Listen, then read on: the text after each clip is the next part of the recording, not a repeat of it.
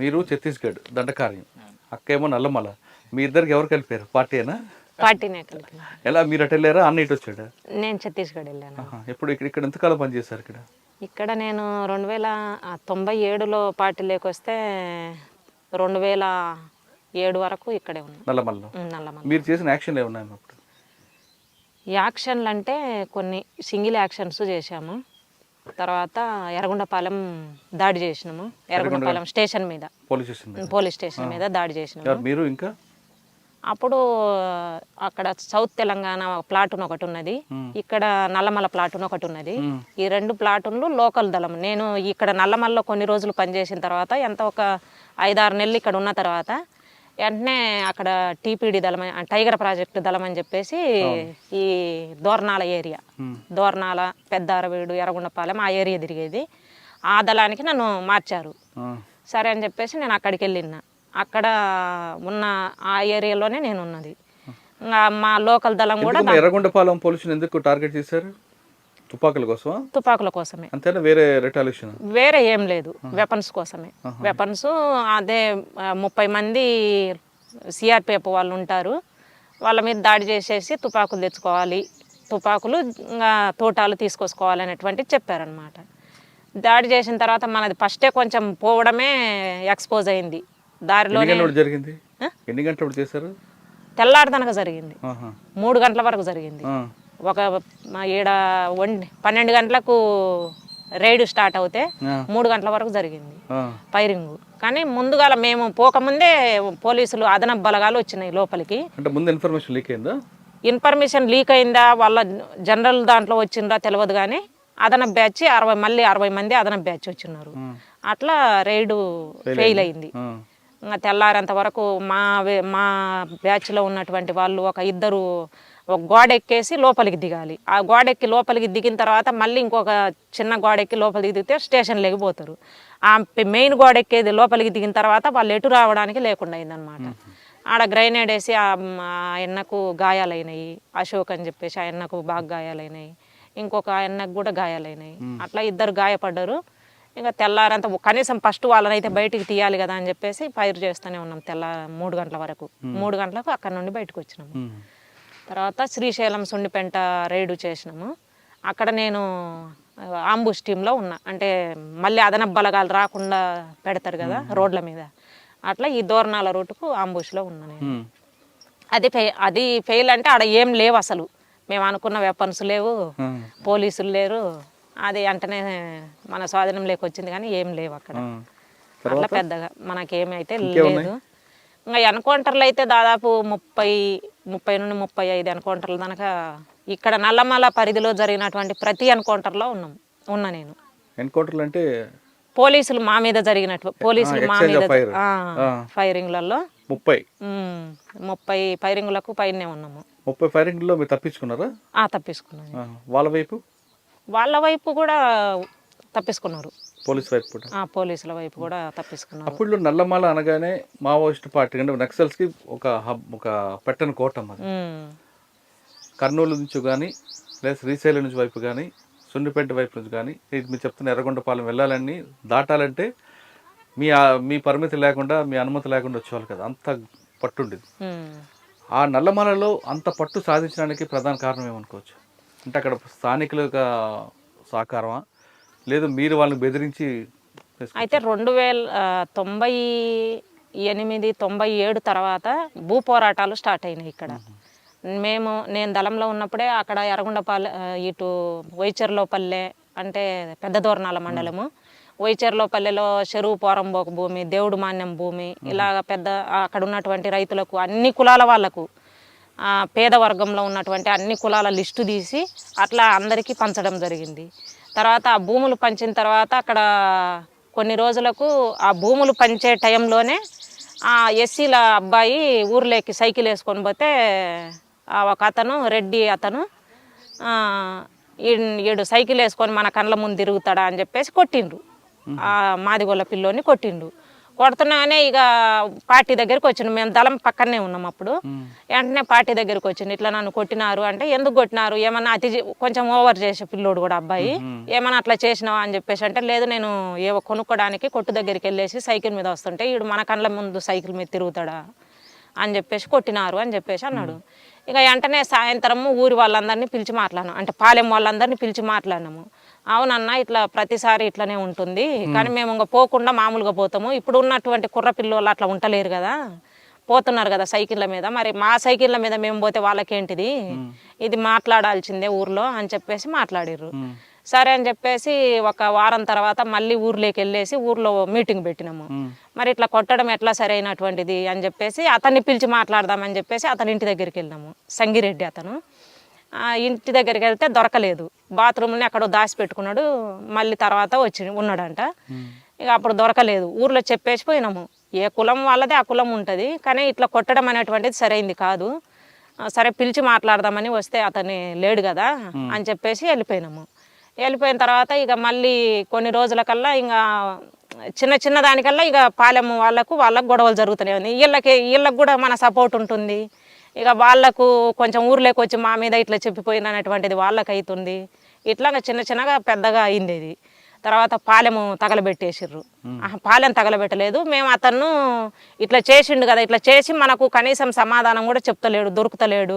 తర్వాత ఊర్లో కొంత పెత్తందారి కూడా అతను, అందుకు అతను చంపాలి అని ఫస్ట్ చెప్పడం కోసం వెళ్ళినాము, హెచ్చరించడం కోసం వెళ్ళినా దొరకలేదు. ఇక ఇట్లా చేస్తున్నాడంటే ఇతను చంపాలి అనేటువంటిది పార్టీ నిర్ణయం చేసింది. అప్పుడు అతను చంపడం కోసం ఇంటి దగ్గరికి వెళ్తే దొరకలేదు అతను. మళ్ళీ అతను దోర్నాల వెళ్ళేసి ఇంటికి వెళ్ళే టైంలో బస్సులో వచ్చే టైంలో బస్సులో పట్టుకొని చంపేసినాము. చంపిన వెంటనే అక్కడ అతన్ని చంపడము, ఊర్లో వాళ్ళు పోయేసి పాలెం మీద మొత్తము తగలబెట్టేసేసారు. ఆ తగలబెట్టినటువంటి దాంట్లో కొంతమంది గాయాలైనరు, ఇళ్ళల్లో ముసిలోళ్ళు లాంటి వాళ్ళు, కొంచెం మంది పిల్లోళ్ళ లాంటి వాళ్ళు, ఇలాంటి వాళ్ళు కొంతమంది గాయాలైనరు. ఒక అతనేమో చనిపోయినట్టుంది, అట్లా అంత గుర్తులేదు. అట్లా అయింది. ఇంకా మొత్తము పాలెం మీద దాడి చేసిర్రు, ఇక మొత్తము తగలబెట్టేసిర్రు. ఇక వాళ్ళందరికీ గవర్నమెంటే ఊర్లోకి వచ్చేసి ఏదో శిబిరం ఏర్పాటు చేసింది దోర్నాల టౌన్లో ఉన్న తర్వాత ఇక వాళ్ళకి ఇప్పుడు బిల్డింగులు అవన్నీ వచ్చినాయి, ఇప్పుడు ఉన్నారు. అట్లా ఆ ఊర్లో జరిగింది. భూ పోరాటాలు ఎప్పుడైతే స్టార్ట్ అయినాయో, భూ పోరాటాలలో ప్రధానంగా ఏంటంటే పార్టీలోకి వెళ్ళిన తర్వాత, అంటే ఇంటి దగ్గర మనకు రాజకీయాలు తెలియకపోయినా పార్టీలోకి వెళ్ళిన తర్వాత ఎవరైతే గ్రామ పెత్తందారులుగా ఉంటారో వాళ్ళ చేతుల్లోనే ఆ గ్రామానికి సంబంధించిన దేవుడి మాన్యాలు ఉంటాయి. ఆ గ్రామానికి సంబంధించిన మిగిలినటువంటి చెరువు పోరంబోకు కానీ ఏదైనా పోరంబోకు భూములు ఉండేటువంటిది గ్రామ పెత్తనం కూడా వాళ్ళదే ఉంటుంది. ఊరికి ఒకళ్ళైన ఉంటారు. మామూలు ఇప్పుడు చెంచుగూడాలు ఉన్నాయన్నా కూడా చెంచుగూడాలలో కూడా ఒకళ్ళు ఉంటారు మెయింటైన్ చేసేట్టు. అదే అంటే ఇక్కడనేమో దోపిడీ రూపంగా కనిపించింది, చెంచుగూడాలలో దోపిడీ చేయడానికి లేదు కదా, కాబట్టి అట్లా ఎవరో ఒకళ్ళు అయితే మెయింటైన్ చేయడానికి ఉంటారు. వాళ్ళే కొంత మళ్ళీ పెత్తందారులుగా మారడం అనేటువంటిది కూడా కనిపిస్తుంది. నల్లమల్ల అనగానే చెంచులు రాజకీయ చైతన్యం తేవడానికి కానీ వాళ్ళ అభివృద్ధి కోసం మీరు ఏం చేసేవారు అప్పుడు పార్టీ? చెంచుగూడాలలో చాలా మొత్తం మీటింగులు పెట్టినాము పెద్ద ఎత్తున. అసలు పార్టీ ఎవరి కోసం తిరుగుతుంది, అసలు చెంచుల పరిస్థితి ఏంటిది, ఈరోజు ఈ అడవిలో బంక ఏరుకొని తర్వాత ఏదో గడ్డలు ఏరుకొని బతకాల్సినటువంటి పరిస్థితి ఏంటిది, మీరు కూడా మంచి వ్యవసాయం చేసుకోవాలి, ఇట్లా చేయాలి అని చెప్పేసి వాళ్ళకు చాలా చైతన్యయుతంగా చేయడం అనేటువంటిది. వాళ్ళల్లో ఒక సంఘాలను ప్రతి గూడానికి సంఘాన్ని ఏర్పాటు చేసి మహిళా సంఘాలను ఈ మందు తాగకుండా తర్వాత వాళ్ళు వ్యవసాయం వైపు మళ్లించాలి అనేటువంటిది. వ్యవసాయ కార్యక్రమాలు దళమే ఊర్లో ఉండేసి కూడా గ్రామాలలో ఉండేసి కొన్ని వ్యవసాయ కార్యక్రమాలు కూడా మేము చేసినాం అప్పుడు. అదొకటే కాకుండా చెంచులు పండించిన పంట అడవిలో ఉన్నది, అడవి బిడ్డలు వాళ్ళు ఆస్తుంది, వాళ్ళు ఎక్కడో కొండలెక్కి తీసుకొచ్చి అమ్ముతుంటే దళారు వ్యవస్థ ఉండేది అప్పుడు. అవును, ఆ దళారులతో కూడా మేము మాట్లాడేళ్ళము. తర్వాత ఈ ఐటీడీఏ సున్నిపేట శ్రీశైలంలోనే ఐటీడీ ఆఫీసు, ఆ ఆఫీసర్లను పిలువనంపి మాట్లాడినాము. అసలు వ్యవసాయానికి సంబంధించి చెంచులకు అంటే ఆదివాసులకు అసలు ఏమేమి వర్తిస్తాయి, మీ దగ్గర గవర్నమెంట్ ఏమి ఇచ్చేవి ఉన్నాయి అని చెప్పేసి ఏపీఓని పిలువనంపి మాట్లాడినాము. ట్రాక్టర్లు ఇస్తాము, బోర్లు వేపిస్తాము, సోలరు కరెంట్ ఇస్తాము, ఇవన్నీ చెప్పారు. అట్లాంటివి కొన్ని చేపించిన గ్రామాలలో. కానీ అప్పట్లో పార్టీ మీద ఒక దుష్ప్రచారం ఉండేది, చెంచుల అభివృద్ధి కోసం ప్రభుత్వం కిందకు వస్తే అభివృద్ధి పథకాలు కింద వరకు వెళ్లకుండా పార్టీ అడ్డుకుంటుంది, అభివృద్ధి పనుల కంటే ట్రాక్టర్లు తగలబెట్టడం, ప్రొక్లైన్ తగలబెట్టడం చేస్తుంది అనేది? అసలు చెంచుల అభివృద్ధి కోసం పార్టీ అంటేనే, మావోయిస్టు పార్టీ అంటేనే పేద ప్రజల కోసం పనిచేసేటువంటిది. ఇప్పుడు మా అమ్మ నాన్నలను ఎవరైనా వాళ్ళు తల్లిదండ్రులను వదులుకొని మొత్తం ఆస్తులు పాస్తులు అన్నీ వదులుకొని చేసేటువంటిదే పేద ప్రజల కోసము. ఇప్పుడు భారతదేశంలో కనీసం మంచినీళ్ళు తాగాలన్నా కొనుక్కొని తాగాల్సినటువంటి పరిస్థితి.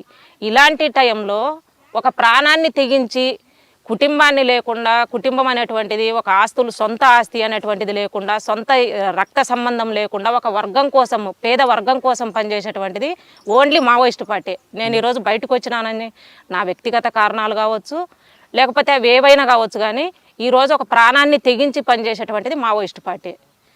అట్లా మంచినీళ్ళు కూడా కానీ ఎంత 10 రూపాయలు ఈ మంచినీళ్ళ బాటిల్ అని చెప్పేసి గ్రామాలకు పోవడానికి రోడ్లు వేస్తుంటే మీరు రోడ్లు వేయడానికి అసలు వాళ్ళ అభివృద్ధి కోసం రోడ్లు కాదు కదా, వాళ్ళ జీవన డెవలప్మెంట్ కోసం ఏం చేయాలి? వచ్చే రోడ్లు వేస్తుంటే కాంట్రాక్ట్ బెదిరిస్తుంటే వాళ్ళు అప్పుడు రోడ్లు వేసేవారు వాళ్ళు. అదే అన్న, ఈరోజు రోడ్లు డెవలప్మెంట్ కాదు. రోడ్లు వేస్తేనో డెవలప్మెంటో, టీవీలు తీసుకొచ్చి డెవలప్మెంటో, కరెంట్ వేస్తేనో డెవలప్మెంట్ కాదు వాళ్ళకి. ఓన్లీ ఇవి ఒక సౌకర్యం ఇది. కానీ నువ్వు మొత్తం అసలు వాళ్ళ జీవన విధానాన్ని మార్చాలి. వాళ్ళ జీవన విధానం, వాళ్ళ తినడానికి పొలాలు ఇచ్చేసి వాళ్ళకు వ్యవసాయం నేర్పించండి. తర్వాత వాళ్ళు ఏరుకున్నటువంటి బంకకు, వాళ్ళు ఏరుకున్నటువంటి కొండ వాటి దుంపలకు రేట్లు పెంచేసి ఆ రేట్ల ప్రకారం గవర్నమెంట్ తీసుకోండి. వ్యవస్థ వాళ్ళు వస్తే వీళ్ళు ఇంత కష్టపడి సాయంత్రం దాకా తీసుకొచ్చి కష్టపడి వస్తే వాళ్ళ దగ్గర తీసుకునేది 8 రూపాయలకు 9 రూపాయలకు పాలగడ్డలు. నిజంగా ఈరోజు నేను బయటకు వచ్చేంత వరకు కూడా ఇంత రేటు ఉన్నాయి పాలగడ్డలు అనేటువంటిది నాకు తెలియదు. వాళ్ళ దగ్గర అప్పుడు 7 రూపాయలకి 8 రూపాయలకు కొనేటోళ్ళు. ఆ 7 రూపాయలకి 8 రూపాయలకే వాళ్ళు అమ్ముకునేటోళ్ళు. వాళ్ళ జీవితం అది. వాళ్ళది ఈ డెవలప్మెంట్, వాళ్ళ జీవన విధానాన్ని డెవలప్మెంట్ చేయాలి తప్ప రోడ్డు వేయడం వల్ల వాళ్ళ డెవలప్మెంట్ కాదు, కరెంటు తీసుకురావడం వల్ల వాళ్ళ డెవలప్మెంట్ కాదు. వీటివి ఎందుకు?